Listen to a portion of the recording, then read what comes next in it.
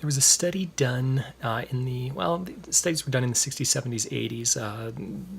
The most prevalent psychologist was named Bowlby, and some fascinating results were found. What they found was that by watching how two-year-olds basically interact with their parents, you can predict how they will communicate in adulthood and how their children will start to interact with their parents. Now, this wasn't genetic.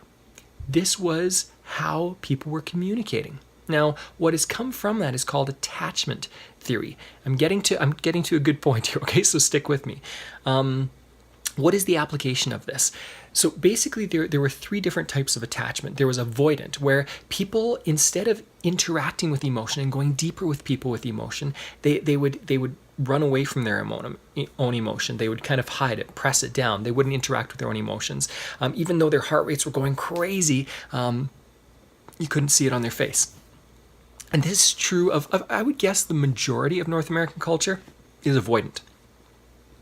I'm avoidant, okay? I've gotten a lot better, but I'm still avoidant. And what we will do as avoidance is we will press down emotion. We won't interact with emotion. Emotion kind of freaks us out, okay? There's the second set of person. These people were called ambivalent. Ambivalence means you go back and forth between two things. Ambivalence is where people will be like, I'm showing lots of emotion. I want to be with you. And then, no, I don't want to be with you. Okay. These people are kind of like on the roller coaster. And when I say roller coaster, I'm talking about a fairly extreme roller coaster. Okay. I'm not talking about bipolar roller coaster. I'm talking about a fairly extreme roller coaster of emotion where people are feeling really good, really bad, really good, really bad. Or they're running away. They're saying they're running away from their emotion, but they're really experiencing emotion all the time. And it's kind of like, in psychobabble, we call these people under-regulated, okay? It means that they don't have any ways to regulate their emotions. The avoidant people are over-regulated. They have no way to kind of let loose a little bit and open the tap for emotion.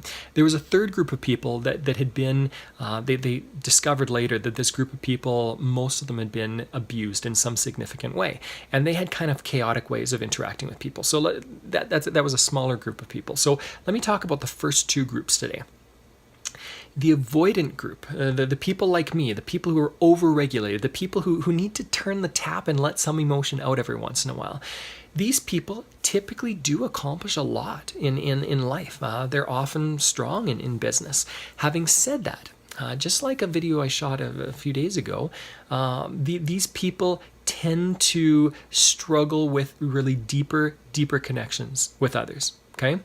The people who are really emotionally under-regulated, their emotions kind of come out in gobs and avalanches, okay, all the time. Those people tend to struggle in many ways when it comes to relationships, and yet they do create a lot of deeper relationships. One way they struggle with relationships is that often it becomes enmeshed. So an enmeshed relationship is when people go, I need you and you need me, and we can't be separate for any time. If you have another friend, then that's wrong.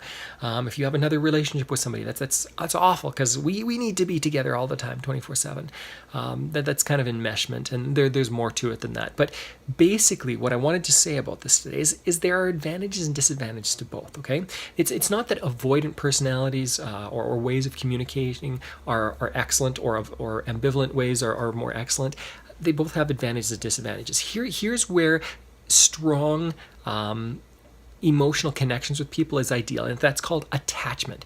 Now, there are lots of books about this right now. What I want to point out generally is people who are attached really well with others connect really well, and then they're okay with being on their own as well. So you can watch a kid with this. You can watch an employee, a colleague, a boss with this. When people are like all of you all the time and they need you all the time, that's not as healthy as having times where you can connect and go deep and times where you're relaxing a little bit in relationships.